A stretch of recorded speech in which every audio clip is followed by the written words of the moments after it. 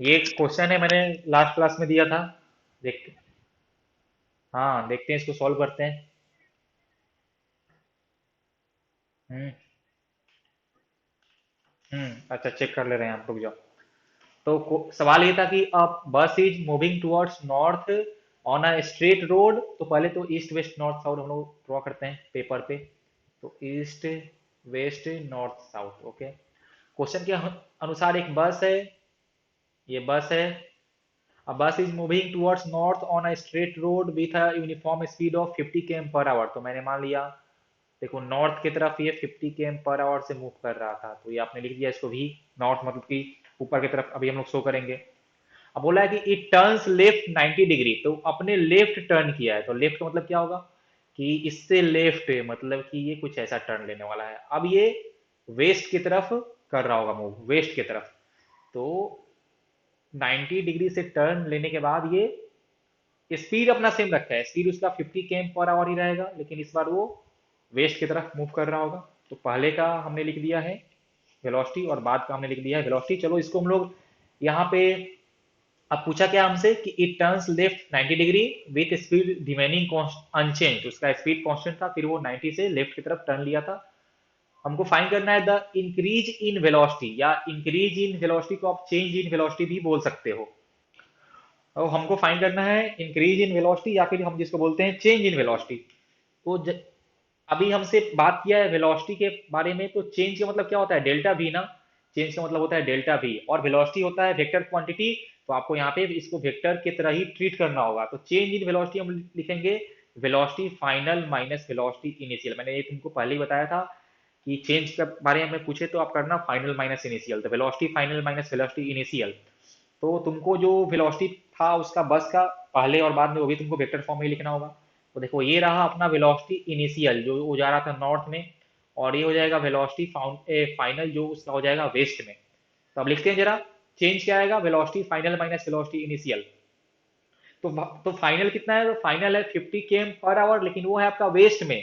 और वेस्ट की तरफ जो आपका यूनिट वेक्टर आने वाला है वो आएगा माइनस आई कैप। तो हम लोग लिखेंगे कि फाइनल वेलोसिटी इज -50 और आई कैप।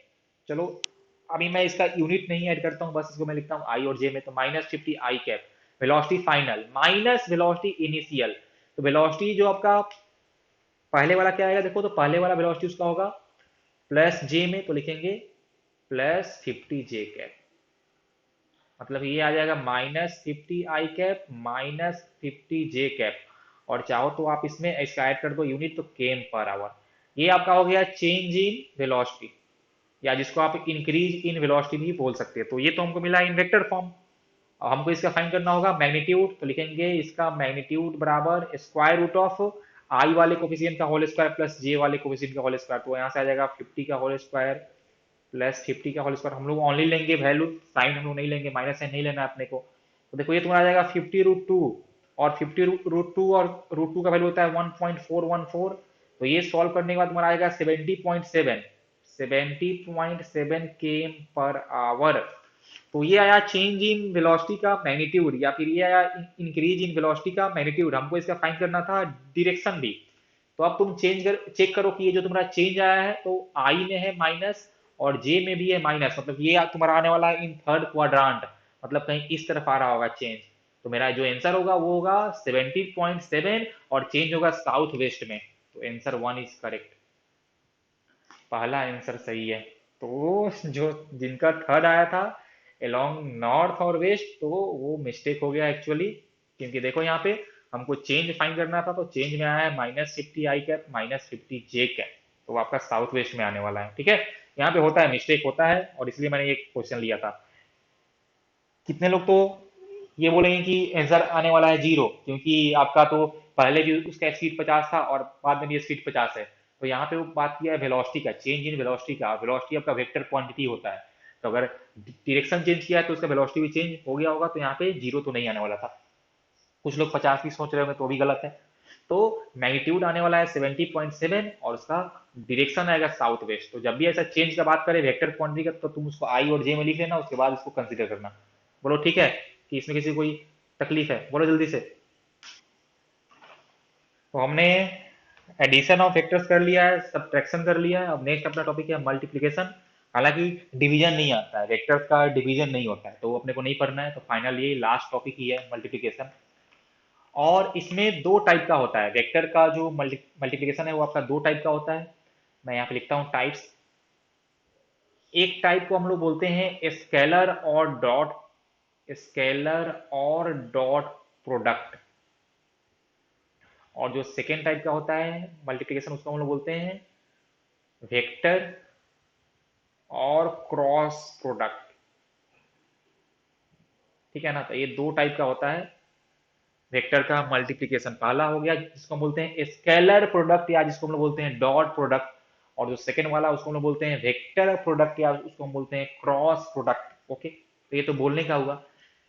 सिंबॉलिक फॉर्म में हम लोग डॉट को या फिर स्केलर को लिखते हैं, देखो ऐसा पढ़ते हैं उसका ए वेक्टर डॉट बी वेक्टर। तो ये आपका हो गया स्केलर, या फिर इसको हम बोलते हैं डॉट प्रोडक्ट। और क्रॉस या फिर वेक्टर को हम लोग लिखते हैं ऐसा, देखो ए वेक्टर क्रॉस बी वेक्टर। तो वेक्टर में इन दोनों का मीनिंग बिल्कुल ही होता है अलग। तुम लोग जब किसी अगर नंबर को करते करते हो मल्टीप्लाई सिंपल मैथमेटिक्स में, तो तुम उसको 2.2 भी लिखते हो और 2 क्रॉस 2 भी लिखते हो, तो वहाँ पे तो तुम्हारे लिए सेम चीज होता है। यहाँ पे वेक्टर में हमारे लिए ये सेम चीज नहीं होता है। तो ए डॉट बी और ए क्रॉस बी का दोनों का अलग मीनिंग होता है बिल्कुल ही। तो तुम लोग ध्यान रखना कि डॉट प्रोडक्ट को या स्केलर को हम लोग लिखेंगे पहले वाला जो केस है ए डॉट बी, इसको हम पढ़ते हैं, और इसको पढ़ते हैं हम लोग ए क्रॉस बी। अब जैसे नाम से ही तुम्हारा लग रहा है कि स्केलर प्रोडक्ट पहला वाला है अपना स्केलर, मतलब कि जब हम लोग किसी दो वेक्टर का स्केलर या फिर डॉट प्रोडक्ट करते हैं, तो हमको जो नया चीज मिलता है वो होता है स्केलर। मतलब कि दो वेक्टर ए और बी का डॉट प्रोडक्ट करने से हमको एक नया स्केलर मिलने वाला है, और मैंने उसको नाम दिया है सी। ओके। लेकिन जब हम लोग किसी दो वेक्टर का क्रॉस करते हैं प्रोडक्ट, या जब हम लोग करते हैं उसका वेक्टर प्रोडक्ट, तो वहां से हमको एक नया वेक्टर ही मिलता है। मतलब यहाँ पे आप इसको लिखे कि ए क्रॉस बी बराबर सी वेक्टर। और जब हम करेंगे उसको ए डॉट बी, तो सिंपल हम सी लिखेंगे। मैंने इसके ऊपर एरो ऐड नहीं किया, क्योंकि हमको यहाँ से मिलने वाला है स्केलर क्वांटिटी। बोलो ठीक है ना ये कहानी, कि कैसे ये दोनों हो रहा है डिफरेंस। दो वेक्टर का स्केलर या फिर डॉट करने से हमको मिलता है स्केलर क्वांटिटी। दो वेक्टर का क्रॉस या फिर वेक्टर करने का जो होता है मल्टीप्लिकेशन, वो करने से हमको मिलता है वेक्टर क्वांटिटी। ठीक है, बोलो। सबसे पहले हम लोग जा रहे हैं पढ़ने डॉट प्रोडक्ट। तो देखते हैं कैसे फाइंड करते हैं इसको। तो हम लिखते हैं कि दो वेक्टर का dot product A dot B. तो ए dot B is defined as the, A dot B is defined as the product of magnitude of a vector, magnitude of b vector and cosine of the angle between the vectors। मतलब हम इसको लिखते हैं कि a dot B बराबर mod ए mod B cos theta. ये आपका हो गया a dot B. Mod A क्या था, वेक्टर ए का मैग्नीट्यूड, मॉड बी है वेक्टर बी का मैग्नीट्यूड, और थीटा है इन दोनों के बीच का angle, angle between vector A and B.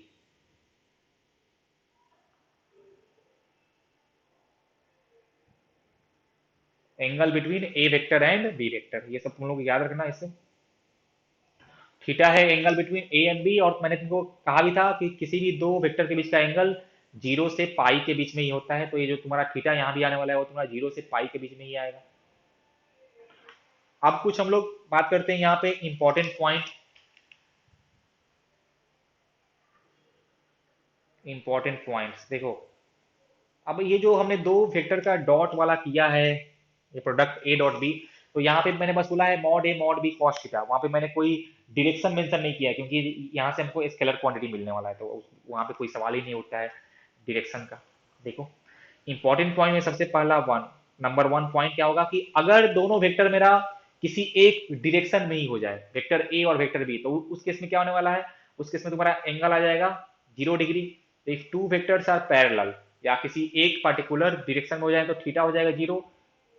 तो उस केस में हम बोलेंगे कि ए डॉट बी बराबर सिंपली मॉड ए मॉड बी, क्योंकि आपका कॉस जो 0 था उसका वैल्यू होता है 1।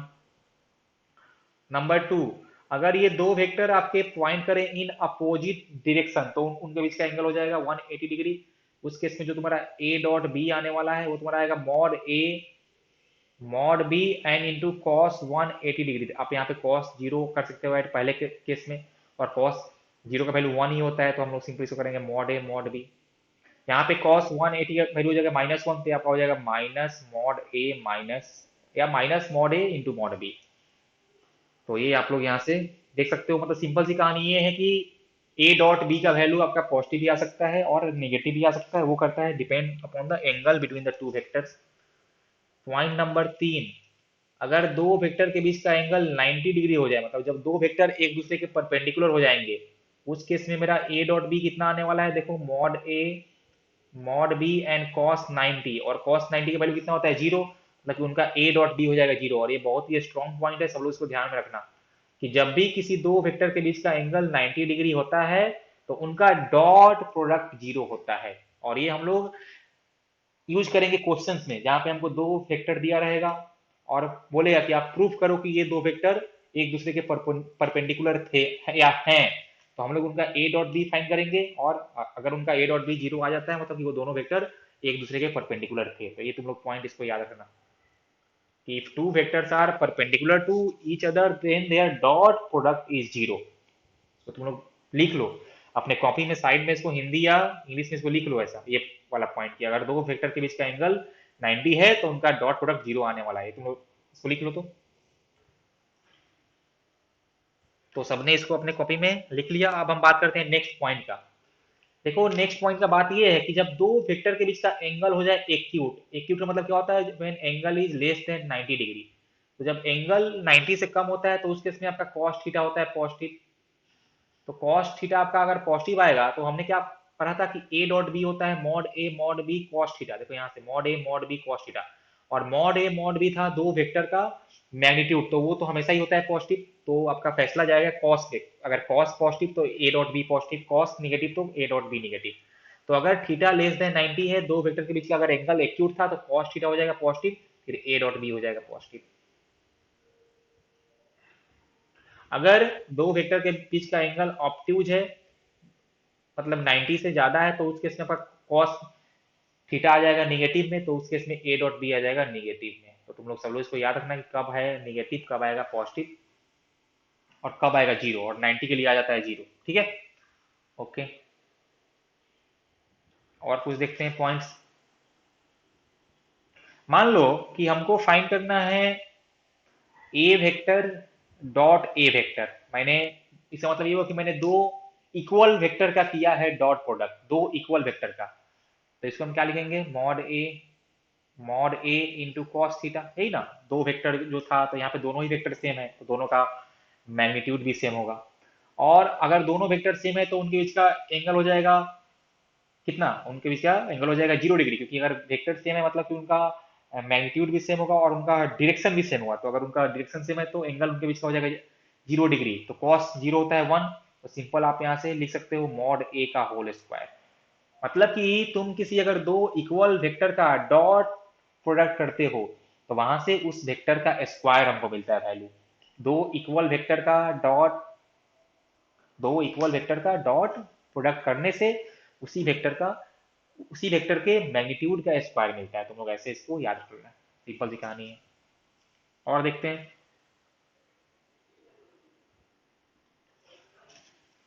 मान लो हम तुमसे पूछे अगर कि what is the value of I dot I, what is the value of I dot I, what is the value of J dot जे, रुको रुको रुको, what is the value of के डॉट के।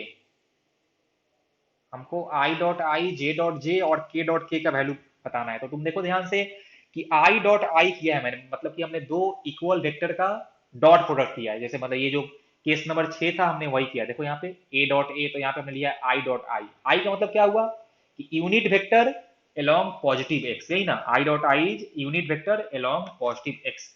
तो नाम से ही है यूनिट वेक्टर, मतलब कि उसका मैग्नीट्यूड आने वाला है 1। मतलब हम यहाँ बोलेंगे कि magnitude of i cap is 1, क्योंकि वो होता है यूनिट वेक्टर। तो हमने जो अभी जस्ट सीखा है देखो यहाँ से कि ए dot A is mod A का होल स्क्वायर, तो हम क्या बोलेंगे कि आई डॉट आई इज इसके मॉड का होल स्क्वायर। तो इसका मॉड कितना होता है 1, तो 1 का होल स्क्वायर तो आ जाएगा 1। सिमिलरली जे डॉट जे, तो इसका भी आने वाला है 1। सिमिलरली आपका के डॉट के भी आने वाला है 1। तो तुम लोग इसको याद रखना कि I dot I is 1, J dot J is 1 and के डॉट के इज 1। इनका वैल्यू जीरो नहीं होने वाला है। सिंपल सी तुम लोग कहानी ये याद रखना कि हमने आई डॉट, क्या हुआ क्या हुआ? हाँ ठीक है ठीक है ठीक है। तो आई dot I one, J dot J one, के डॉट के वन, ये तुम लोग याद रखना, इसका हम लोग यूज भी करने वाले हैं आगे। पॉइंट नंबर 8, अब तुम लोग बताओ आई डॉट जे का वैल्यू कितना होगा, या जे डॉट आई का वैल्यू कितना होगा, या फिर के, हाँ इसका जीरो होगा, इन सब का जीरो आने वाला है, इन सब का जीरो हो जाएगा, क्योंकि देखो हमने यहाँ पे किया है आई डॉट जे, तो दोनों ही क्या है, दोनों ही यूनिट वेक्टर हैं, तो दोनों का ही मैग्नीट्यूड वन आएगा, मतलब मॉड ए भी वन, मॉड बी भी वन, लेकिन इनके बीच का एंगल आने वाला है 90 डिग्री, क्योंकि आई कैप आपका है unit vector along X direction, और जे कैप है आपका unit vector along Y direction, तो एक्स और वाई के बीच का एंगल होता है 90, मतलब इन सारे वेक्टर के बीच का एंगल आने वाला है 90 डिग्री, और हमने अभी जस्ट सीखा है कि अगर दो वेक्टर के बीच का एंगल 90 होता है तो उनका डॉट प्रोडक्ट आता है जीरो, तो इन सबका जीरो आने वाला है। मतलब सुनो तुम लोग को कैसे याद रखना है कि I dot I one, J dot J one, के डॉट के वन, मतलब कि अगर हम सेम टाइप के यूनिट वेक्टर के साथ मल्टीप्लाई कर रहे हैं तो उसका वैल्यू हमको वन मिलेगा, और किसी और के साथ कर रहे हैं तो मेरा जीरो आएगा, ठीक है ना? मतलब कि हम तुमसे अगर पूछे कि what is the value of J dot के, तो आंसर होगा जीरो। जे का किए हैं के साथ तो जीरो, जे का करेंगे आई के साथ तो भी जीरो, के का करेंगे आई के साथ तो भी जीरो, आई का करेंगे के साथ तो भी जीरो, खाली तुम जब सेम वाले के साथ करोगे तभी तुमको वैल्यू वन मिलने वाला है, ठीक है ना? याद रहेगा? ओके।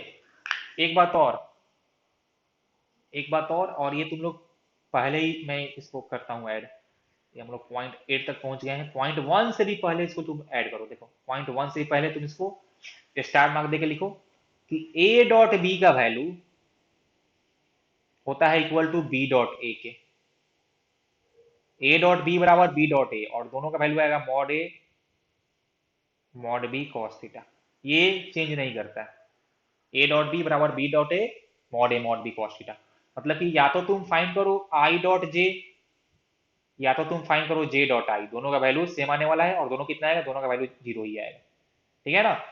सिमिलरली या तो तुम फाइंड करो आई डॉट के, या तो तुम फाइंड करो के डॉट आई, दोनों का वैल्यू इक्वल आएगा और दोनों आएगा जीरो, ठीक है? बोलो जल्दी से। ओके, ये सब तुम लोग बातें याद रखना।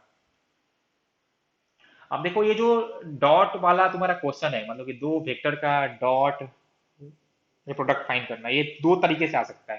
पहला तरीका, जब दो वेक्टर का हमको पता हो मैग्नीट्यूड, और हमको उनके बीच का एंगल पता हो, जैसे मान लो कि हमको दिया हुआ है कि दो वेक्टर, एक का है मैग्नीट्यूड 5 यूनिट, एक का है मैग्नीट्यूड 4 यूनिट, और उनके बीच का एंगल है 60 डिग्री, तुमको फाइंड करना है इनका डॉट प्रोडक्ट, तो क्या लिखेंगे हम लोग कि ए डॉट बी बराबर मॉड ए मॉड बी कॉस थीटा, तो मॉड ए कितना था 5, मॉड बी कितना है 4, कितना है थीटा 60, तो कॉस 60, मतलब ये तुम्हारा आ जाएगा 5 इंटू 4 इंटू हाफ, मतलब 10 यूनिट, कुछ भी 10 ऐसा यूनिट आएगा। तो सिंपल सी कहानी ये है कि जब हम लोग दो वेक्टर का डॉट करने जा रहे हैं तो हमको बस स्केलर मिलेगा, उसमें आई जे तुम्हारा कुछ नहीं आएगा, या कोई भी तुमको डायरेक्शन मेंशन नहीं करना है, तो इसका 10 यूनिट हो जाएगा आंसर। तो पहले टाइप का क्वेश्चन ये हुआ कि दो वेक्टर का हमको दिया रहेगा मैग्नीट्यूड, और उनके बीच का एंगल पता होगा, तो हम लोग फाइंड कर सकते हैं डॉट प्रोडक्ट। हालांकि इससे क्वेश्चन नहीं आता है, फ्रीक्वेंटली जो क्वेश्चन आता है वो आता है तुम्हारा सेकेंड टाइप से, देखो वो क्या होता है कि in second type of question तुमको दो वेक्टर ए और बी आई जे के फॉर्म में दिया रहता है, तुमको दो वेक्टर ए और बी आई जे और के फॉर्म में दिया रहेगा, और तब तुमको उसका फाइंड करना होगा डॉट प्रोडक्ट। तो हमने जो अभी जस्ट सीखा है ना ऊपर, उसी का हम लोग यहाँ पे यूज करेंगे, फिर बहुत ही आसान होता है, देखो तुम लोग ध्यान से। जैसे मान लो कि हमको दिया है एक वेक्टर, ए वेक्टर बराबर कुछ ऐसा, ए एक्स आई कैप प्लस ए वाई जे कैप प्लस ए जेड के कैप, ये ए एक्स ए वाई और ए जेड आई जे और के का कोफिशियंट है, और हमको दूसरा वेक्टर दिया हुआ है बी वेक्टर बराबर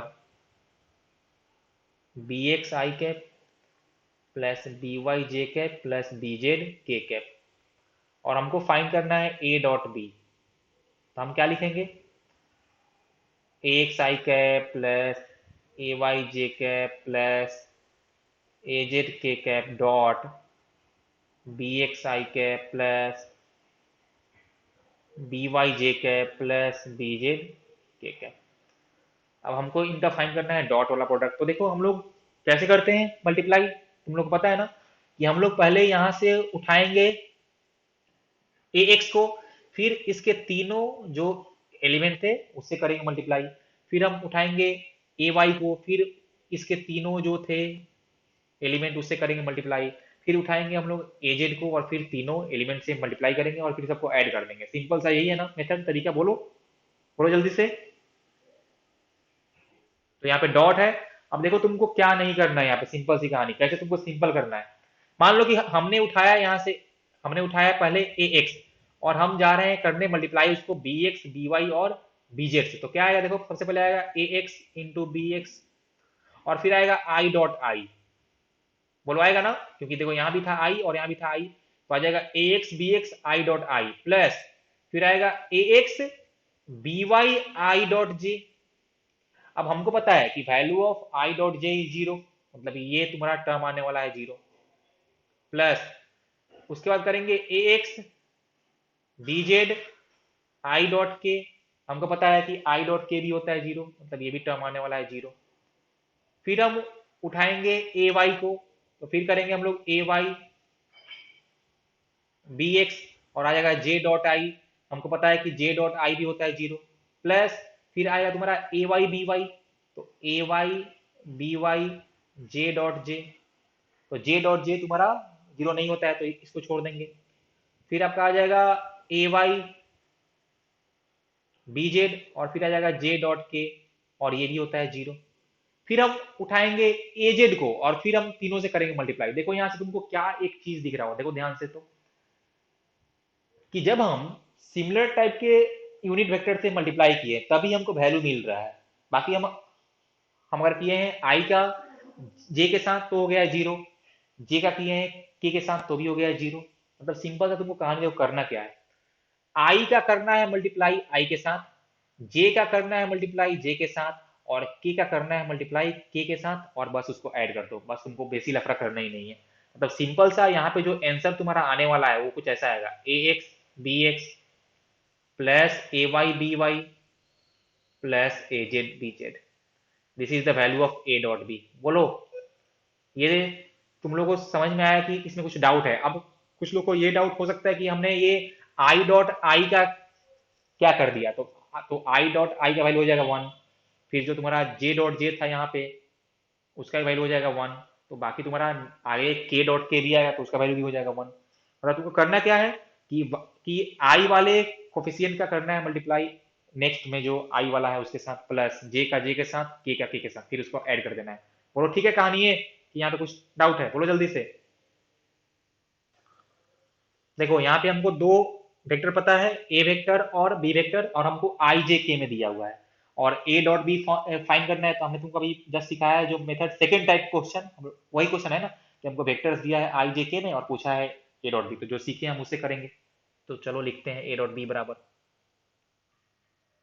अब हमने तुमको क्या बताया मेथड, कि तुमको क्या याद रखना है कि मल्टीप्लाई करो आई का आई के साथ, जे का जे के साथ, का के साथ और फिर उन सबको ऐड कर दो। सिंपल। तो देखो टू इंटू वन, यहाँ पे टू है और यहाँ पे वन है, तो टू इंटू वन कितना आएगा टू, तो टू इंटू वन प्लस, अब देखो हमने उठाया जे वाला टर्म, तो जे का कितना है कोफिशिएंट यहाँ पे माइनस थ्री है। देखो तुमको यहाँ पे चेक करना है, माइनस थ्री है तो माइनस थ्री और यहाँ पे है वन, तो minus three into one plus यहाँ पे के का है फोर और यहाँ पे है के का थ्री, तो फोर इंटू थ्री। बस अब इन सबको बस हमको ऐड कर देना है, तो करो add. Two minus three plus twelve, fourteen minus three, 11। हो गया आंसर। बोलो ठीक है ना?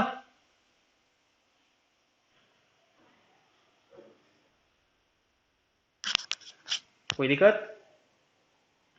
देखो ये है practice question, A dot B find करना है, आई जे के में दिया है तो जो हमने बताया है मेथड उसी से करना है। देखो तो बी वाले वेक्टर में आई वाला हमको दिया ही नहीं है तो तुम उसका मान लेना जीरो। हो गया कहानी। जल्दी से इसको सॉल्व करो जल्दी से। देखो यहाँ पे हमको फाइंड करना था ए डॉट बी और हमने क्या बोला था कि तुमको सिंपल करना है, क्या है, आई के साथ करना है मल्टीप्लाई, मतलब आई का जो कोफिशिएंट है।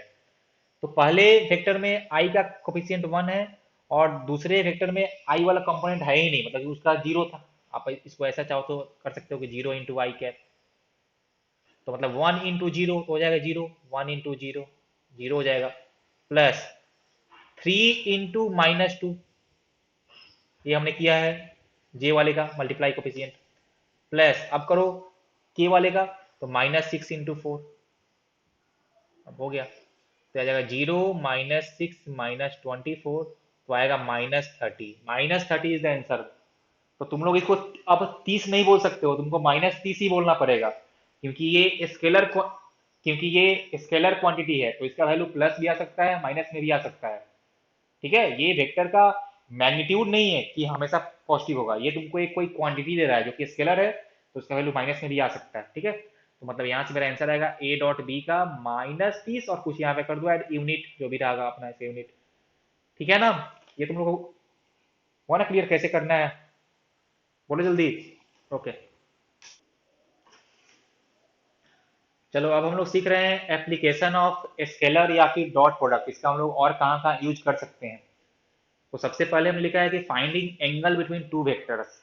स्केलर प्रोडक्ट का यूज करके हम लोग दो वेक्टर के बीच का एंगल भी फाइंड कर सकते हैं। जैसे कि कैसे, मान लो कि हमको एक वेक्टर दिया है ए बराबर ए एक्स आई प्लस ए वाई जे प्लस ए जेड के कैप, और एक वेक्टर दिया है बी वेक्टर बराबर बी एक्स आई कैप प्लस डी वाई जे कैप प्लस डी जेड के कैप। मतलब कि हमको वेक्टर आई जे के फॉर्म में दिया है दो वेक्टर, और बोलेगा कि find angle between these two vectors. आपको वेक्टर आई जे और के में दिया है और तब एंगल फाइंड करना है। ठीक है, तो हम लोग लिखेंगे कि we know A dot B बराबर मॉड ए मॉड बी कॉस थीटा। यहाँ पे थीटा क्या है? Theta is the angle between the two vectors. अब हम यहाँ से लिख सकते हैं कि कॉस थीटा बराबर ए dot B divided by mod A mod B. तो हम लोग यही फॉर्मूला यूज करेंगे इनके बीच का एंगल फाइंड करने के लिए। तो यहाँ से हमको मिल जाएगा कॉस थीटा, तो हम लिखेंगे कि थीटा बराबर जो भी होगा कॉस इनवर्स, और जो यहाँ से वैल्यू आने वाला है वैसे हम लोग लिखेंगे। ओके, अब हमने तुमको जस्ट अभी सिखाया है कि कैसे फाइंड करते हैं ए डॉट बी। जब तुमको आई जे के में दिया रहे तो कैसे फाइंड करते हैं डॉट प्रोडक्ट, तुमने अभी जस्ट सीखा है। तो तुम लोग ए डॉट बी पहले फाइंड करोगे, फिर उसका वैल्यू यहाँ पे पुट करोगे ऊपर में, और नीचे में तुमको लिखना है mod a into mod B. तो तुमको अगर वेक्टर आई जे के में दिया रहे तो हम लोग मॉड ए और मॉड बी भी बहुत आसानी से फाइंड कर सकते हैं। कैसे? स्क्वायर रूट ऑफ आई के कोफिशिएंट का होल स्क्वायर प्लस जे वाले का होल स्क्वायर प्लस के वाले का होल स्क्वायर से। समझे ना? क्वेश्चन देखते हैं तो और होगा क्लियर इस पे। मान लो कि हमको एक दिया है vector 2i cap plus 4j cap plus 6k cap, और एक हमको दिया है वेक्टर मान लो कुछ ऐसा -3i cap plus j cap plus 2k cap. ये हमको दो वेक्टर दिया है और बोला find angle between two vectors. इस दो वेक्टर के बीच का हमको एंगल फाइंड करना है। ओके, तो हमको वेक्टर आई जे के में दिया रहा है और एंगल फाइंड करना है, तो हम लोग जो अभी जस्ट सीखे हैं वही यूज करेंगे। कॉस थीटा बराबर ए dot B by mod A mod B. तो तुम लिख लेना पहले, इससे पहले एक लाइन और, कि let angle between the two vectors is theta. अब चलो पहले सबसे पहले तुम लोग फाइंड करो ए डॉट बी। तो कैसे फाइंड करेंगे? तो आई का आई के साथ तो देखो 2 इंटू -3, तो 2 इंटू -3 प्लस जे का जे के साथ तो 4 इंटू 1 प्लस के के साथ तो 6 इंटू 2। तो ये हमको मिल गया ए डॉट बी। पक्का ना? ये हमको मिल गया है ए डॉट बी। अब बाई हमको करना है mod a into mod B. अब फाइंड करो मॉड ए, तो मॉड ए क्या हो गया? मैग्नीट्यूड ऑफ वेक्टर ए। तो वहां लिखेंगे कि आई वाले कोफिशिएंट का होल स्क्वायर 2 स्क्वायर प्लस जे वाले का होल स्क्वायर तो 4 स्क्वायर प्लस के वाले का होल स्क्वायर तो 6 का होल स्क्वायर। तो सॉल्व करो, ये तुम्हारा आ जाएगा 4 + 16 + 36। ये जब तुम सॉल्व करो तो आएगा स्क्वायर रूट ऑफ 56। मतलब कि मॉड ए हमको मिल गया है स्क्वायर रूट ऑफ 56 इंटू, अब सिमिलरली फाइंड कर लो मॉड बी। तो वो आ जाएगा फिर से वही, जैसे हमने फाइंड किया मॉड ए वैसे ही करेंगे मॉड बी भी। तो स्क्वायर रूट ऑफ 3 का होल स्क्वायर प्लस 1 का होल स्क्वायर प्लस 2 का होल स्क्वायर, तो आ जाएगा 9 plus 1 plus 4 square root of 14। तो यहाँ कर दो स्क्वायर रूट ऑफ 14। अब इसको सिंप्लीफाई करो, तो ये आएगा -6 plus 4 plus 12 divided by square root of 56 into square root of 14। ये तुम्हारा आ जाएगा 12 प्लस 4 16 माइनस 6 10, तो 10 by square root of 56 into square root of 14। तो ये तुम्हारा आएगा वैल्यू ऑफ कॉस थीटा। अब हमको फाइंड करना था थीटा, तो थीटा क्या आ जाएगा, cos inverse 10 by square root of 56 into square root of 14। बोलो इसमें किसी को कोई तकलीफ, कैसे मेरे को यूज करना है एंगल फाइंड करने के लिए, बोलो जल्दी। अब चलो इसी में देखो, इसी एप्लीकेशन को हम लोग थोड़ा सा बढ़ाते हैं आगे। देखो तुमसे क्या पूछ सकता है, तुमको कोई एक वेक्टर दिया रहेगा, ए वेक्टर मान लो हमको दिया है एक्स आई कैप प्लस डी वाई जे कैप प्लस डी जेड के कैप, ये एक वेक्टर दिया रहेगा और पूछेगा find angle between this a vector and x y and Z axis. या ऐसा बोल लो कि find angle which, find angle, एक minute,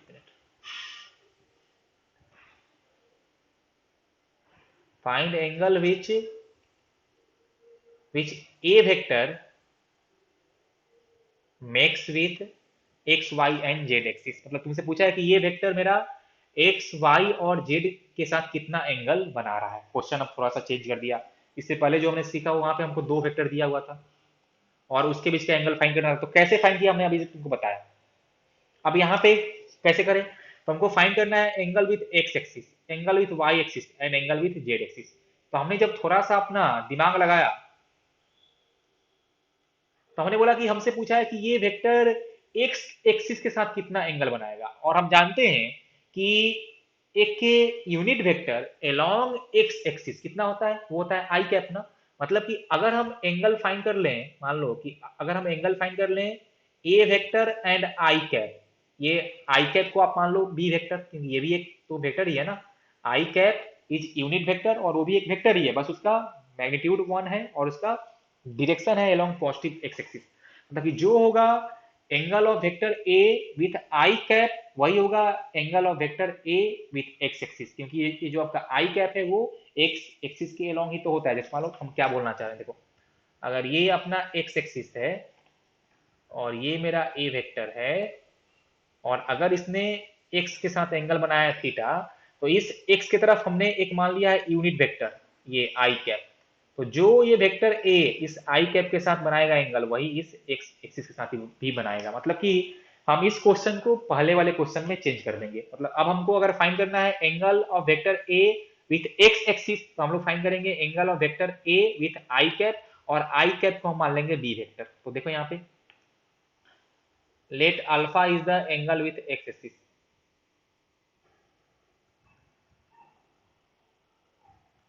late alpha is the angle with x axis. तो हम लोग क्या लिखेंगे, देखो कि cos alpha is equal to क्या था फॉर्मूला, देखो ऊपर में क्या था, a dot B by mod A mod b, a dot B तो a vector and dot b vector जहां था वहां हम लिखेंगे आई कैप, तो a vector dot i cap by magnitude of A vector and magnitude of i cap. अब हमको पता है कि magnitude of i cap is 1, तो हम सिंपल यहां लिखेंगे कि a vector dot i vector by mod a. तब करो यहाँ पे, इसको हम लिख देंगे एक्स आई कैप प्लस ए वाई जे कैप प्लस ए जेड के cap dot i cap by mod a. तो देखो तो इस बी वाले वेक्टर में सिर्फ आई कैप है, मतलब कि हम लोग को सिर्फ यहाँ पे आई कैप वाले से ही करना होगा मल्टीप्लाई। तो सिंपल यहाँ से ए डॉट बी आ जाएगा ओनली ए एक्स, तो हो जाएगा ax by mod a. So this is the angle which a vector makes with x axis. कितना आया भाई देखो तो cos अल्फा बराबर वो जो मेरा गिवन वेक्टर था उसका x कंपोनेंट जो दिया रहेगा वो तो ax एंड बाई उस वेक्टर का मैग्नीट्यूड. और वेक्टर के मैग्नीट्यूड के बारे में आप इसको चाहो तो और भी सिंप्लीफाई करके आप लिख सकते हो ax का होल स्क्वायर प्लस ay का होल स्क्वायर प्लस az का होल स्क्वायर. तो ये आपको मिल गया है एंगल विथ एक्स एक्सिस. तो देखो इसको कैसे याद रखना है कि अगर हमको फाइंड करना है वेक्टर का एंगल विथ एक्स एक्सिस तो ऊपर लेंगे वेक्टर का एक्स कंपोनेंट बाई नीचे वेक्टर का मैग्नीट्यूड. सिमिलरली सिमिलरली जब हम लोग फाइंड करेंगे एंगल विथ वाई एक्सिस तो हमने मान लिया कि ये वेक्टर वाई एक्सिस के साथ बनाया था कुछ एंगल बीटा, तो beta is angle with Y axis. तो इस बार हम लोग जो है ना दूसरा वेक्टर बी वेक्टर उसको हम मान लेंगे जे कैप, उसको हम मान लेंगे जे कैप. तो हम लिखेंगे कॉस बीटा बराबर देखो इस बार आ जाएगा a cap dot j cap by mod a into into mod j फिर से हो जाएगा 1. तो जब तुम इसको सिंप्लीफाई करोगे तो यहां से आ जाएगा ए वाई, यहां से आ जाएगा a y divided by mod a, या आप इसको बोल सकते हो a y by square root of x का होल स्क्वायर प्लस ए वाई का होल स्क्वायर प्लस ए जेड का होल स्क्वायर. देखो यहाँ भी क्या हो रहा है वैलिड कि अगर मेरे को एंगल फाइंड करना है विथ वाई एक्सिस तो ऊपर है वेक्टर का वाई कंपोनेंट बाई नीचे वेक्टर का मैग्नीट्यूड. हमको जब फाइंड करना हो एंगल विथ एक्स एक्सिस तो ऊपर है वेक्टर का X component by magnitude. Angle with Y तो ऊपर वेक्टर का वाई कंपोनेंट बाई मैग्नीट्यूड. अब सिमिलरली हम लोग कह सकते हैं कि अगर हमको फाइंड करना हो एंगल विथ जेड एक्सिस तो हमने मान लिया कि gamma is the angle with Z axis. मतलब ये जो मेरा वेक्टर ए था वो y के साथ बनाया है, सॉरी वो z के साथ बनाया है एंगल गामा, तो बोलेंगे एंगल विथ z एक्सिस. तो अभी बोलो क्या होगा कि cos गामा बराबर, तो हमको फाइंड करना है एंगल विथ z एक्सिस तो ऊपर होगा वेक्टर का z कंपोनेंट तो ऊपर में हो जाएगा az एंड बाई नीचे वेक्टर का मैग्नीट्यूड. नीचे में सब हर केस में सेम आया है. और इसको आप लिख सकते हो कि az by square root of A X का होल स्क्वायर प्लस ए वाई का होल स्क्वायर प्लस ए जेड का होल स्क्वायर. इसमें किसी को कोई भी तकलीफ बोलो तो कि कैसे फाइंड करेंगे angle with x axis Y axis and Z axis, जल्दी बोलो.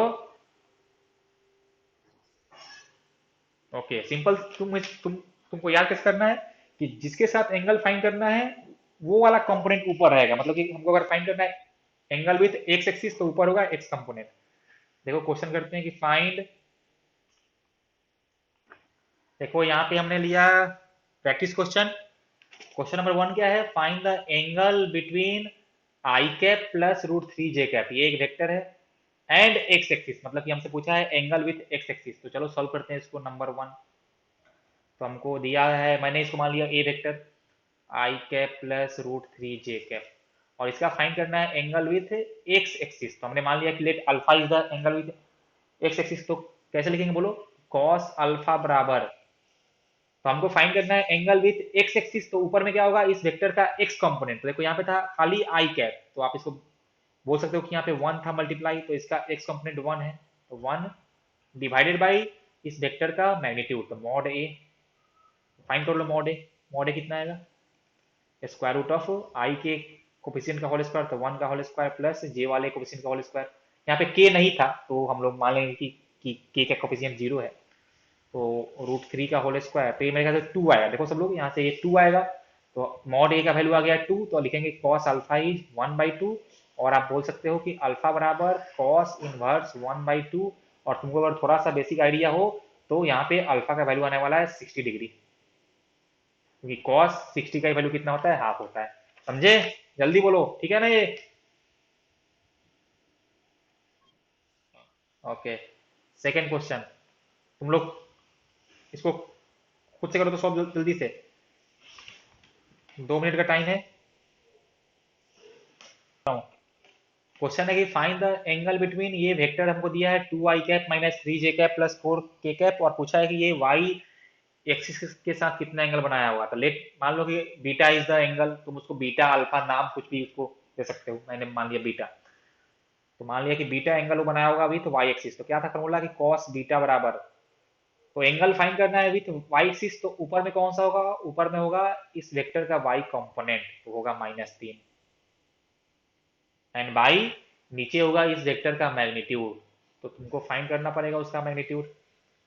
तो उसके लिए हम लोग क्या लिखेंगे, मॉड ए बराबर, देखो तो इस वेक्टर का एक्स कंपोनेंट का होल स्क्वायर, तो 2 का होल स्क्वायर प्लस 3 का होल स्क्वायर प्लस 4 का होल स्क्वायर, तो आ जाएगा स्क्वायर रूट ऑफ 29।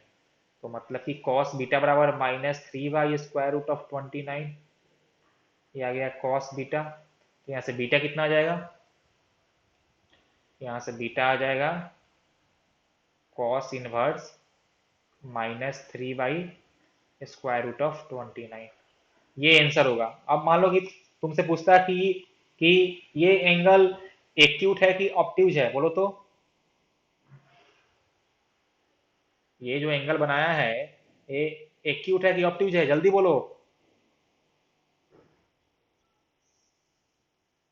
क्योंकि कॉस का वैल्यू माइनस, हाँ, क्योंकि कॉस का वैल्यू माइनस में आया है तो वो ऑब्ट्यूज होगा, ठीक है। तो ये हुआ पहला एप्लीकेशन ऑफ स्केलर या फिर डॉट प्रोडक्ट। तो तुम लोग इसको एक बार कर लेना प्रैक्टिस। देखो नेक्स्ट वाला है एप्लीकेशन, कि हम लोग चेक कर सकते हैं कि दो वेक्टर परपेंडिकुलर है कि नहीं है। तो इसके लिए तुमको करना क्या होगा, कि उन दोनों वेक्टर का ए डॉट बी फाइंड कर लो। अगर उनका ए डॉट बी जीरो आ गया, तो मतलब कि वो दोनों वेक्टर कैसे थे, एक दूसरे के परपेंडिकुलर थे। तो अरे यार, अगर ए डॉट बी जीरो आ गया, ए डॉट बी बराबर zero, if a dot B बराबर zero then they are perpendicular to each other, या थीटा हो जाएगा 90। और अगर ए डॉट बी जीरो नहीं आया है, तो फिर वो परपेंडिकुलर नहीं होंगे। तो बस तुमको चेक करना है कि ए डॉट बी जीरो है कि नहीं है। अब सुनो ध्यान से, इस परपेंडिकुलर को हम लोग ऑर्थोगोनल ही बोलते हैं, ऑर्थोगोनल। तो तुमको अगर कभी चेक करना हो कि दो वेक्टर एक दूसरे के परपेंडिकुलर या ऑर्थोगोनल है कि नहीं है, तुम उनका ए डॉट बी फाइंड कर लेना, ठीक है। और वो अगर जीरो आ गया तो दोनों परपेंडिकुलर थे, बोलो। चलो ये क्वेश्चन तुम लोग जल्दी से सॉल्व करो। क्वेश्चन है कि so that these two vectors are perpendicular to each other, तो इनका तुम फाइंड करो ए डॉट बी। अगर वो जीरो आ जाएगा तो मतलब प्रूव हो गया कि वो दोनों परपेंडिकुलर हैं, जल्दी से। ये नेक्स्ट क्वेश्चन है। यहाँ बोला है कि इफ दो वेक्टर पी वेक्टर बराबर A I cap plus A J cap plus सी के कैप एंड क्यू वेक्टर बराबर A I cap minus two J cap minus K cap are perpendicular to each other, the positive value of A is, मतलब बोल रहा है कि यहाँ पे ये दोनों वेक्टर परपेंडिकुलर हैं ही। तो अगर ये परपेंडिकुलर है तो इनका ए डॉट बी होना चाहिए जीरो। तो इनका ए डॉट बी करके जीरो करो पुट, वहां से तुमको ए का वैल्यू मिल जाएगा। जल्दी सॉल्व करो। चलो तो इसको सॉल्व करते हैं। तो P और Q वेक्टर एक दूसरे के परपेंडिकुलर था, मेरे को ऐसा पता है, तो इनका डॉट होना चाहिए जीरो। तो P डॉट की Q should be equal to zero. तो मैं लिखता हूँ कि A I cap plus A J cap plus three K cap dot A I cap minus two J cap minus K cap, ये होना चाहिए जीरो। तो चलो अब इनका फाइन कर लो, डॉट डॉट प्रोडक्ट। तो आई के साथ मल्टीप्लीकेशन तो आ जाएगा ए इंटू ए स्क्वायर। फिर आपका जे वाले का जे के साथ तो ए इंटू -2, तो -2a प्लस 3 इंटू -1, तो 3 इंटू -1 आ जाएगा -3, and this is equal to zero. तो यहाँ से आ जाएगा a square -2a -3 equal to zero. ये आ गया तुम्हारा क्वाड्रेटिक इक्वेशन। तो चलो इसको सॉल्व करो। तो आ जाएगा a square -3a plus a -3 बराबर जीरो। अब इसको सिंप्लीफाई करने आना चाहिए। और हमको क्वेश्चन में एक बात बोला है कि हमको positive value of A find करना है, ए का पॉजिटिव वैल्यू। तो देखते हैं कि ए का वैल्यू क्या क्या आता है। तो यहाँ से आ जाएगा, यहाँ ए कॉमन, देखो यहाँ पे ए कॉमन था तो आ जाएगा a -3। फिर यहाँ पे हम लोग +1 ले लेंगे कॉमन, तो आ जाएगा a-3, and this is equal to zero. तो देखो ये आ जाएगा a+1 इंटू a-3 बराबर जीरो। यहाँ से ए का दो वैल्यू आएगा, एक -1 और एक +3। लेकिन हमको क्वेश्चन में साफ साफ मेंशन है कि हमको चाहिए पॉजिटिव वैल्यू ऑफ ए, तो answer is 3। So 3 is the correct answer, बोलो ठीक है ना।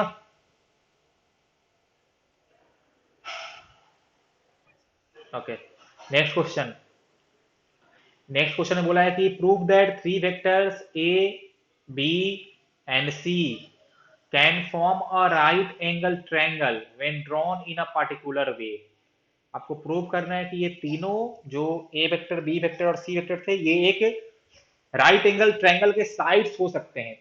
तो पहले सबसे सबसे पहला सवाल कि अगर मेरे को एक ट्रायंगल फॉर्म करना है वो राइट एंगल हो या ना हो, तो सबसे पहले क्या होता है कंडीशन की किसी भी दो साइड का लेंथ का समेशन तीसरे से ज्यादा होना चाहिए। तो पहले तुम मॉड ए मॉड बी और मॉड सी फाइंड कर लो और चेक करो कि क्या किसी दो का समेशन तीसरे से ज्यादा आ रहा है कि नहीं आ रहा है, तब तो वो फॉर्म करेगा ट्रायंगल ना। और अगर उसमें भी वो राइट एंगल ट्रायंगल फॉर्म कर रहा था तो किसी भी दो साइड का समेशन तीसरे से ज्यादा होना चाहिए और किसी भी दो वेक्टर के बीच का एंगल 90 डिग्री होना चाहिए, तब हम कह देंगे कि वो क्या था, वो मेरा राइट एंगल ट्रायंगल बनाएगा। अब हमने जो ये बात बोला वो तुमको कुछ समझ में आया कि नहीं है, बोलो तो एक बार हम क्या बोले अभी। ओके, तो पहले मॉड ए mod b mod c find करो और देखो वहां के कि अब तुमको यहाँ पे प्रूव ही करना है, प्रूव करना है मतलब कि ये सेटिस्फाई होगा, किसी भी दो वेक्टर का मैग्नीट्यूड थर्ड से ज्यादा आएगा। और तुम चेक करो कि इसमें से कोई भी दो वेक्टर एक दूसरे के परपेंडिकुलर है, मतलब कि उसका डॉट करने से जीरो आना चाहिए। हम तुमको बोल रहे हैं कि यहाँ पे ए और सी एक दूसरे के परपेंडिकुलर है, जब तुम ए डॉट सी करोगे तो देखना वहां पे तुम्हारा वैल्यू जीरो ही आएगा। करो यहाँ पे, जब तुम ए डॉट सी करोगे तो देखना उसका वैल्यू आ जाएगा जीरो, मतलब कि a vector and c vector are perpendicular to each other, तो एक एंगल हो जाएगा 90, मतलब कि वो राइट एंगल ट्रायंगल फॉर्म करेगा। और दो का समेशन तीसरे से ज्यादा भी आएगा। तुम लोग जल्दी से इसको चेक करो तो। देखो तो हमने ये फाइंड किया है तीनों वेक्टर का मैग्नीट्यूड, तो ये सब वैल्यूज आए हैं। तुम चाहो तो इसको इसको सिंप्लीफाई भी कर सकते हो, √2 × √7, इसको √5 × √7 में, और इसको √3 × √7 में। अब तुम कंपेयर करना, देखना दो का वैल्यू, दो को ऐड करने से वो थर्ड से ज्यादा ही आएगा, तो सिंपल तुम्हारा कि वो तो कंडीशन हो गया सेटिस्फाइड ट्रायंगल फॉर्म करने का। और किसी दो का समेशन सॉरी किसी दो वेक्टर का डॉट वाला आना चाहिए था जीरो, तो यहाँ पे जब तुम ए डॉट सी करोगे तो देखना वो तुम्हारा जीरो ही आ जाएगा, मतलब कि A and C are perpendicular to each other. करो देखो यहाँ पे ए डॉट सी, तो 3 × 2 6, -2 × 1 तो -2, एंड 1 × -4, तो देखो 6 - 6 जीरो आ रहा था। तो ये प्रूव हो गया कि ये राइट एंगल ट्रायंगल फॉर्म करेगा। ठीक है, देखो नेक्स्ट क्वेश्चन है कि अब body is displaced from position vector r1, ये दिया हुआ है r1 2i cap plus 3j cap plus k cap to position vector r2 i plus j plus k cap under the influence of a constant force F बराबर 2i cap plus 3j cap plus 4k cap newton. Find work done by this force. और तुमको use करना है कि work done बराबर F dot S, मतलब कि जब तुम फोर्स और डिस्प्लेसमेंट वेक्टर का डॉट प्रोडक्ट करोगे तो तुमको वर्क डन मिलने वाला है। ओके, तो हमको क्वेश्चन में फोर्स तो दिया हुआ है सिंपल सा वेक्टर फॉर्म में 2i cap plus 3j cap plus 4k cap Newton. अब हमको खाली फाइंड करना होगा डिस्प्लेसमेंट वेक्टर, और मेरे को क्वेश्चन में साफ साफ दिया है कि मेरा जो बॉडी था वो r1 पोजीशन वेक्टर से r2 पोजीशन वेक्टर तक गया है। अब मैंने जब तुमको हम पोजीशन वेक्टर पढ़ा रहे थे तो वहां पे एक तुम्हारा टर्म आया था डिस्प्लेसमेंट वेक्टर, और यहाँ पे जो एस है वो तुम्हारा डिस्प्लेसमेंट वेक्टर ही है। और हमने तुमको बताया था कि डिस्प्लेसमेंट वेक्टर होता है change in position vector, change in position vector मतलब कि आप जहाँ पे गए हो उसका पोजीशन वेक्टर माइनस जहां से आए हो उसका पोजीशन वेक्टर। तो हम लोग r1 से r2 गए थे तो यहाँ पे हो जाएगा डिस्प्लेसमेंट वेक्टर बराबर r2 माइनस r1 वेक्टर। देख कर लो बस। तो r2 क्या था, देखो r2 है i cap plus j cap plus k cap minus r1 है 2i cap plus 3j cap plus 4k cap. तो यहाँ से देखो ये आपका आ जाएगा minus i cap minus 2j cap minus 3k cap meter में। This is the displacement vector. अब यूज करो, यूज वर्क डन बराबर F डॉट एस, तो simple 2i cap plus 3j cap plus 4k cap dot minus i cap minus 2j cap minus 3 cap. अब जल्दी से तुम लोग बस इसका फाइन कर लो डॉट प्रोडक्ट, और कुछ नहीं करना है। जल्दी बताओ तो कितना आएगा आंसर। तो हमको यहाँ पे करना है डॉट डॉट प्रोडक्ट, तो सिंपल आई का आई के साथ तो 2 × -1 प्लस जे का जे के साथ 3 × -2 प्लस के के साथ था तो 4 × -3 हो जाएगा -2 -6 -12 -20 joule. So -20 joule is the work done. ये आंसर होगा -20 जूल। देखो इसका लास्ट एप्लीकेशन है कि how to find projection of a vector on another vector. तो पहले देखते हैं कि क्या होता है मीनिंग ऑफ प्रोजेक्शन। तो जैसे मान लो कि ये मेरा एक वेक्टर ए है और एक ये दूसरा वेक्टर बी है और इन दोनों के बीच का एंगल थीटा था। ठीक है। अब हमने क्या किया कि इस वेक्टर बी के हेड से वेक्टर ए पे मैंने एक नॉर्मल ड्रॉ किया। ये ये हमने ड्रॉ किया है नॉर्मल। चलो इसको मैंने नाम दे दिया है पी, कि पॉइंट पी पे हमने एक ड्रॉ किया नॉर्मल। इसको मैंने नाम दिया है पॉइंट ओ, इसको मैंने नाम दिया है पॉइंट ए, तो ओ ए पी। ठीक है। ओके, तो ये दो वेक्टर थे, वेक्टर ए और वेक्टर बी। बी और ए के बीच का एंगल था थीटा। मैंने बी के हेड से ए पे एक परपेंडिकुलर ड्रॉ कर दिया, नॉर्मल ड्रॉ कर दिया है। इस केस में ये जो लेंथ ओपी है ना, this length OP, this length OP is called projection of vector B on vector ए। इसको हम लोग बोलते हैं projection of vector B on vector ए। इसका मतलब क्या हुआ? तो इसका मतलब ये होता है, सिंपल सा आप बोल सकते हो कि कंपोनेंट ऑफ, इसका सिंपल जो मीनिंग हुआ, कंपोनेंट ऑफ वेक्टर बी ये लॉन्ग वेक्टर ए, ये इसका सिंपल मीनिंग हो गया प्रोजेक्शन का। या आप देखो, आप इसको ऐसे समझो इन सिंपल लैंग्वेज कि मान लो कि अगर दो फोर्स था मेरा 4 न्यूटन का और एक मैंने लगाया था कुछ 3 न्यूटन का और इनके बीच का एंगल था थीटा। ठीक है। तो अगर हमको फाइंड करना हो कि इस 3 न्यूटन वाले फोर्स का इफेक्ट, इस 3 न्यूटन वाले फोर्स का इफेक्ट 4 न्यूटन वाले फोर्स के डायरेक्शन में कितना आने वाला है, तो हम लोग फाइंड कर लेंगे इस 3 न्यूटन वाले फोर्स का प्रोजेक्शन इस 4 न्यूटन वाले फोर्स पे। मतलब ये जो वैल्यू आएगा प्रोजेक्शन, ये वाला। क्या मेरा बात तुम लोग को समझ में आया ना? हम क्या बोलना चाह रहे हैं, इसका मतलब क्या हुआ, what is the meaning of projection? बोलो तो। कि किसी एक वेक्टर का कंपोनेंट दूसरे वेक्टर के तरफ कितना आने वाला है। बोलो, ठीक है ना कहानी है? जल्दी बोलो।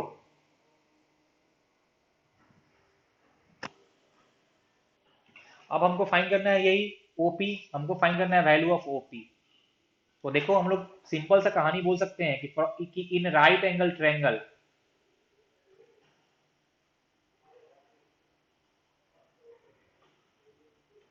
ओ ए पी, हमको फाइंड करना है ओपी। तो हम क्या बोलेंगे? देखो, तो हम बोलेंगे कॉस थीटा बराबर OP divided by O A. हमको फाइंड करना था ओपी, तो हो जाएगा O A cos theta. And OP is the projection of vector B on a, and O A क्या होगा? Magnitude of vector b cos theta. देखो कितना आसान है। हमको यहां से मिल गया क्या है कि mod B cos theta is projection of vector B on vector A, mod B cos theta. और ये तुमको अगर जब हम लोग कंपोनेंट फॉर्म में ब्रेक कर रहे थे, एक्स कंपोनेंट और वाई कंपोनेंट, तो वहां से भी तुमको याद होगा कि जिसके तरफ एंगल पता होता है उस तरफ उसका कॉस जाता है। तो देखो वही तो हमने किया यहाँ पे कि वेक्टर ए था तो उसके तरफ आ गया है मॉड बी कॉस थीटा, क्योंकि हमको वेक्टर ए से एंगल पता है थीटा, तो उसके तरफ आ गया है मॉड बी कॉस थीटा। इसलिए कोई चाप वाली बात नहीं है। ओके। तो ये हमको मिल गया है मॉड बी कॉस थीटा। तो आखिर हम लोग अभी उसको क्यों पढ़ रहे हैं? ये तो हम लोग पहले भी कर चुके थे। तो देखो अभी क्यों पढ़ रहे हैं। हम लोग जानते हैं कि ए डॉट बी बराबर मॉड बी कॉस थीटा। और हमको फाइंड करना है projection of vector B on a, मतलब कि हमको चाहिए मॉड बी कॉस थीटा। तो देखो यहां से हम लिख सकते हैं कि मॉड बी कॉस थीटा बराबर ए dot B by mod a. देखो इसलिए हम लोग यहाँ पे इसको सीख रहे थे। कि अगर तुमको फाइंड करना हो projection of vector B on a, तो तुमको करना क्या है, ए डॉट बी दोनों वेक्टर का dot product divided by mod a, या तुम इसको ऐसे याद कर सकते हो कि अगर हमको फाइंड करना है projection of B on a, तो नीचे में आने वाला है वेक्टर ए, मतलब हमको जिस पे फाइंड करना है प्रोजेक्शन वो नीचे आएगा। अगर वही हमको फाइंड करना होता projection of vector A on B, तब लिखते A dot B by mod B. समझे ना, तो जिस पे फाइंड करना है प्रोजेक्शन वो नीचे आएगा। बोलो, कहानी ठीक है? बोलो तो।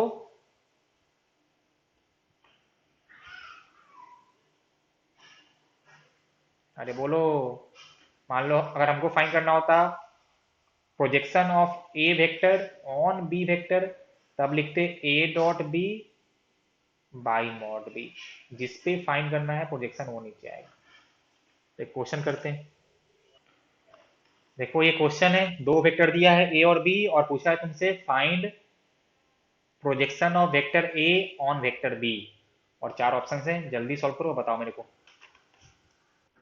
हमको फाइंड करना है projection of vector A on B, तो हमको बी पे फाइंड करना है, तो नीचे होगा मॉड बी, तो लिखेंगे हम लोग projection of A vector on B vector, तो ए dot B by mod B. तो ए डॉट बी कितना है, देखो 2 × -1 तो -2, +3 × 3 तो 9, +(-1 × 4 तो -4, डिवाइडेड बाई मॉड बी, तो मॉड बी कितना आने वाला है, 1 का होल स्क्वायर 1, +3 का होल स्क्वायर 9, +4 का होल स्क्वायर 16, तो √26, तो √26, ये आ जाएगा 9 - 6 बाई स्क्वायर रूट ऑफ 26, तो 3 by square root of 26, option B is the correct answer. ठीक है, तो ये हो गया तुम्हारा एप्लीकेशन ऑफ स्केलर या फिर डॉट प्रोडक्ट। अब चलो जल्दी से कुछ क्वेश्चन हम लोग कर लेते हैं, फाइंडिंग यूनिट वेक्टर्स, जो मैंने तुमको स्टार्टिंग में बताया था, लेकिन कहा था कि इससे क्वेश्चन हम लोग बाद में करेंगे, तो अब वो टाइम आ गया है। तो चलो फाइंड करेंगे हम लोग यूनिट वेक्टर, और मैंने तुमको एक बताया था तरीका कि कैसे हम फाइंड करते हैं यूनिट वेक्टर, तुमको अगर थोड़ा सा याद हो कि अगर मेरे को कोई अगर एक ए वेक्टर दिया हुआ है, जैसे मान लो ये हमको दिया है ए वेक्टर, मान लो कुछ ऐसा दिया था, ए एक्स आई कैप प्लस ए वाई जे कैप प्लस ए जेड के कैप, और हमको फाइंड करना है unit vector along vector A. Unit vector along vector A को हम लिखते हैं ए और कैप से, तो कैप से करते हैं, इसको हम बोलते हैं cap, A cap. A cap का मतलब ये हुआ कि हम लोग जा रहे हैं फाइंड करने यूनिट वेक्टर वेक्टर ए के तरफ, ये हमको बताएगा डायरेक्शन, और यूनिट वेक्टर में जैसे ही बोल दूं मतलब उसका मैग्नीट्यूड 1 ही आने वाला है, और इसको हम लिखते थे कि वेक्टर ए डिवाइडेड बाई इस वेक्टर का मैग्नीट्यूड। अगर तुम लोग को याद हो कि यूनिट वेक्टर हमने लिखा था कि वेक्टर ए बाई उसका मैग्नीट्यूड, तो यहां से हम लिख सकते हैं कि वेक्टर ए मतलब कि A X I cap plus A Y J cap plus A Z के कैप एंड बाई इसका मैग्नीट्यूड, तो मतलब कि square root of A X का होल स्क्वायर प्लस ए वाई का होल स्क्वायर प्लस ए जेड का होल स्क्वायर। तो ऐसे हम फाइंड करेंगे यूनिट वेक्टर। चलो देखते हैं।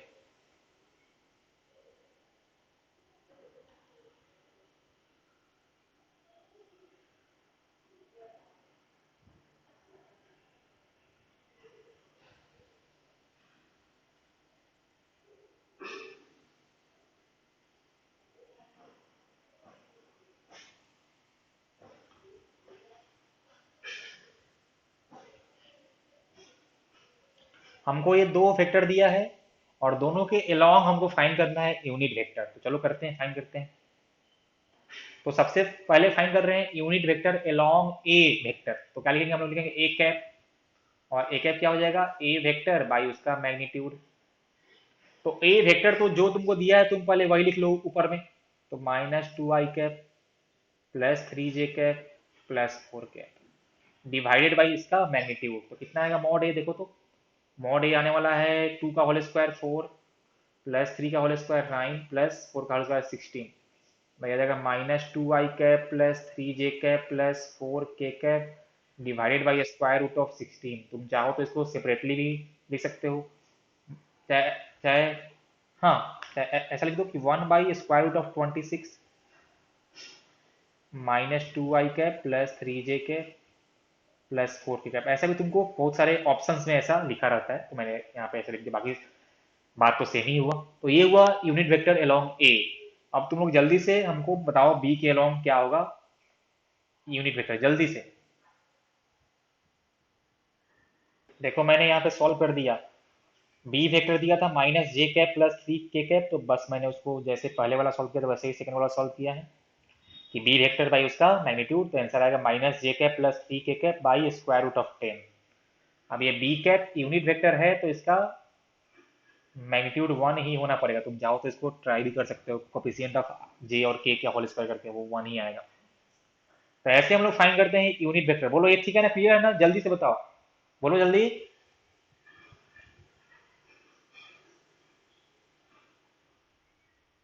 कुछ क्वेश्चन और करो। Find unit vector along number A plus B, number B, number 2 a-b। अभी हमने फाइंड किया था unit vector along A and B, अभी तुमको फाइंड करना है अलोंग ए प्लस बी और a-b। कोई चाप नहीं है, पहले तुम लोग ए प्लस बी फाइंड कर लो, फिर उसको एक वेक्टर मान लो, फिर तुमको उसके तरफ फाइंड करना है। तो ए प्लस बी करोगे तो फिर से तुम्हारा आई जे के में आ जाएगा, तो क्वेश्चन पहले वाला ही चेंज होगा। जल्दी करो, जल्दी ट्राई करो तुम। हमने क्या बोला वो तुम लोग का है ना, समझ में हम क्या बोलना चाह रहे हैं कि ए और बी को ऐड कर दो तो फिर से वो आई जे के में ही मिल जाएगा। तो अभी हमने वो तो सॉल्व किया ही था, ठीक है ना। देखो मैं इसको सॉल्व करता हूँ। तो क्वेश्चन नंबर ये है कि हमको फाइंड करना है unit vector along A and B. तो सबसे पहले फाइंड कर लो तुम ए प्लस बी, क्योंकि हमको जिस वेक्टर के अलोंग यूनिट वेक्टर फाइंड करना है पहले तो हमको वो वेक्टर पता होना चाहिए ना। हाँ, तो उसके लिए हम पहले हम फाइंड करेंगे ए प्लस बी। अब देखो तो हमको दिया हुआ था value of A vector and B vector, वो तुमको यहाँ से चेक करना होगा। तो ए वेक्टर हमने लिया था -2i cap, -2i cap plus 3j cap plus 4k cap plus B कितना है -j cap plus 3k cap. तो करो ऐड आई का, आई के साथ जे का, जे के साथ।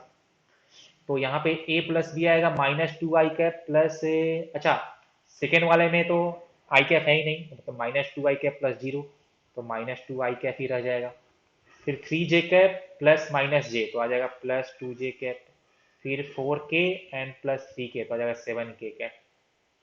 तो ये तुम्हारा आ गया ए प्लस बी वेक्टर। अब हमको वेक्टर मिल गया, तो हमको इसके तरफ फाइंड करना था यूनिट वेक्टर। तो अब चाहो तो इसको सिंप्लिसिटी के लिए एक नया नाम दे दो, सी वेक्टर। तो हमको फाइंड करना है unit vector along c vector, तो लिखेंगे सी कैप बराबर c vector by mod c. C vector कितना है, तो -2i cap plus 2j cap plus 7k cap by इसका फाइंड कर लो मैग्नीट्यूड, तो स्क्वायर रूट ऑफ 2 का होल स्क्वायर 4, 2 का होल स्क्वायर 4 प्लस 7 का होल स्क्वायर 49। तो आ जाएगा -2i cap plus 2j cap plus 7k cap divided by square root of 57। This is the value of unit vector along A plus B. अब ऐसा ही तुम लोग find कर सकते हो अलोंग ए माइनस बी भी, कर सकते हो ना, कि हम सॉल्व कर दें। बोलो जल्दी से, तुम लोग कर लोगे कि हम करें, बोलो जल्दी जल्दी बोलो, तो टाइम वेस्ट नहीं। कितना आया है, हाँ बोल दे बोल दे बोल दे बोल दे। माइनस माइनस, हाँ ओके, बी घट रहा, हाँ बाई,